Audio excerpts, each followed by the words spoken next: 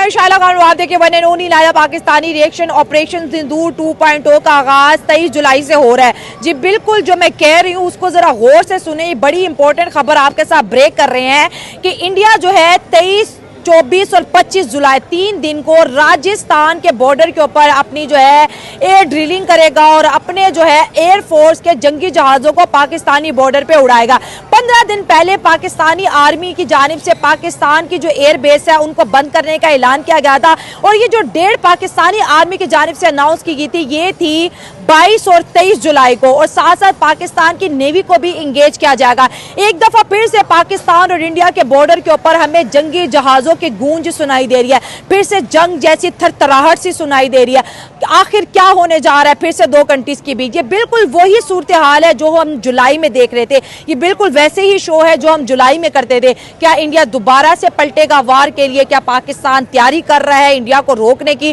और आखिर दोबारा से ऐसी क्या नौबत आ पड़ी कि इंडिया भी अपने जंगी जहाज उड़ा रहा है और पाकिस्तान भी, और ये ड्रिलिंग जो है फिर से पाकिस्तानी बॉर्डर्स पे इंडिया के बॉर्डर्स के ऊपर हो रही है। तो किस तरह की सूरत हाल देखी? क्योंकि मैंने कल भी बोला था कि आज भी हम वॉर जैसी सिचुएशन पे है। सीज फायर तो होगी लेकिन जो है सिचुएशन अभी बहुत ज्यादा वोलेटाइल है इंडिया और पाकिस्तान। आई थिंक अगर इंडिया कुछ कर रहा है इस तरह तो उसका लेना देना पाकिस्तान से तो नहीं होगा, उनकी इंटेंशन नहीं होगी, बिकॉज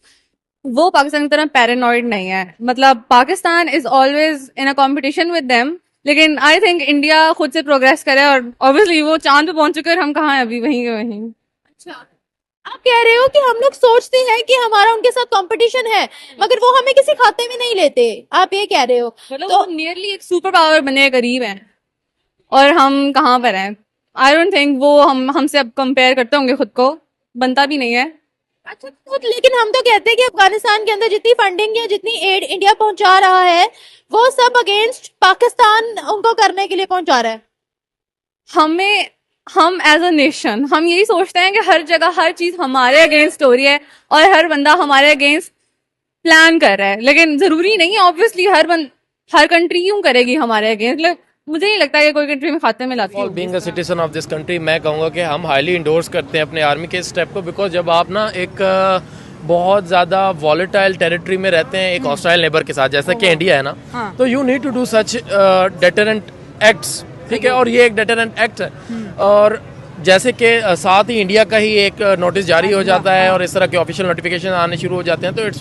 इट टेल्स अस कि they are ready on their side, we should be ready or on side. तो मैं कहूँगा कि being a citizen of this country I would highly endorse this act कि जी हाँ, हमें ड्रिल्स करने चाहिए, हमें अपनी स्ट्रेटेजिक कैपेबिलिटी का शो ऑफ करना चाहिए। दोस्तों, बांग्लादेश के अंदर कहा जा रहा है कि एक जेट जो है वो गिरा है, आई थिंक चाइनीज़ मेड था, और ये क्रैश कर गया जिसकी वजह से बड़ा ज़्यादा शदीद नुकसान हुआ है वहाँ पे। और कहा जा रहा है कि 19 लोग अपनी जान से चले गए हैं, 164 इंजर्ड हुए हैं। ये बांग्लादेश की एयरफोर्स का ट्रेनिंग जेट था that crashed in a school campus Dhaka के अंदर। और ये जो फुटेज आप देख रहे हैं जिसमें आपको पता चल रहा होगा कि जो पायलट हैं वो दोनों बहफाजत इसमें से निकल आए। की बात करें तो दोनों पड़ोसी हैं, दोनों भैया, पड़ोसी क्यों मुल्क नहीं हैं, प्यार प्यार मोहब्बत से रहें, ना वो शैतानी करें ना हम जवाब दें, हम भी प्यार से रहें वो भी प्यार से रहें। तो अब देखें, अमन वाइट हमारा फ्लैग है। पाकिस्तान हमें ना छेड़े, हम भी कुछ नहीं नहीं नहीं नहीं, पाकिस्तानी पहले शरारत नहीं करते। अच्छा। इंडिया वाले घुमा फिरा के अपने रॉकेट भेज देते हैं, कहीं ड्रोन भेज देते हैं। हाँ। वो समझते हैं हम पागल हैं। हम पागल नहीं हैं। उनकी शैतानी करके वो कहते हैं कि बस हमने शैतानी कर दी है, वो आगे से जवाब ना दें। हाँ। ये ऐसे तो नहीं होता फिर। मतलब हमें छेड़ोगे तो जवाब पहली बार नहीं हुआ, इससे पहले भी हिंदुस्तान पाकिस्तान में जब जब टेंशन बढ़ी उसके साथ ही साथ मीडिया बैन कर दिया गया हर तरफ से। पहले खैर यूट्यूब को इतना ज्यादा कोई नहीं देखता था, यूट्यूब पर इतना नहीं एक कह लीजिए कि शोर मचता था, लेकिन मेन स्ट्रीम मीडिया पहले भी हिंदुस्तान का पाकिस्तान में बैन था और पाकिस्तान का हिंदुस्तान में नहीं देखा जा सकता था। और यही था कि जी अगर कोई न्यूज देखनी है कुछ है तो या तो लोगों ने डिश लगाई थी तो डिश के जरिए जो है वो चैनल्स जो थे वो लोगों के घरों तक पहुंचे और लोगों ने न्यूज चैनल्स हो चाहे स्पोर्ट्स चैनल हो चाहे कभी सास भी बहू थी वाला सीरियल और इसी तरह के कई सीरियल्स जो हैं वो देखे से सास थी बहू से मुझे याद आया कि कभी सास भी बहू थी जो है वो दोबारा स्टार्ट हो रहा है और स्मृति ईरानी जो है वो उसमें फिर से एक रोल जो है वो प्ले करेंगी तो यकीनन पाकिस्तानी बड़ा इंतजार कर रहे होंगे हिंदुस्तानी तो खैर कर ही रहे होंगे लेकिन पाकिस्तान में भी उनका जो ये सीरियल था सास भी बहू वाला वो बहुत चला करता था तो अब एक बार फिर वो आ रहा है और यकीनन हमारे पाकिस्तानी जो है वो सोच रहे होंगे कि भाई हर एक के पास तो डिश नहीं है हर एक तो डिश का इस्तेमाल नहीं कर रहा तो यकीनन एक परेशानी वाली खबर है कि जी वो टीवी प्ले दोबारा शुरू हो रहा है और पाकिस्तान में लोग नहीं देख पाए I would say that is quite important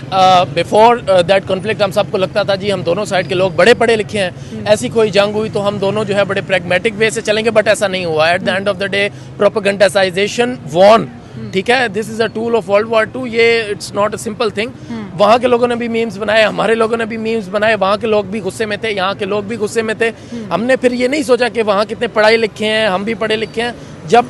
ऐसी सिचुएशन बनी तो अवाम भी एक दूसरे के अंदर एक हेट्रेड पैदा हुई अगेंस्ट इंडिया इंडिया में अगेंस्ट पाकिस्तान तो the thing which I fear कि हम जितने भी एजुकेट हो जाएं propagandization always works at least it did it time लोगों में दोनों तरफ हेट्रेड थी नफरत थी तो इसका मतलब है कि ये फिर भी हो सकता है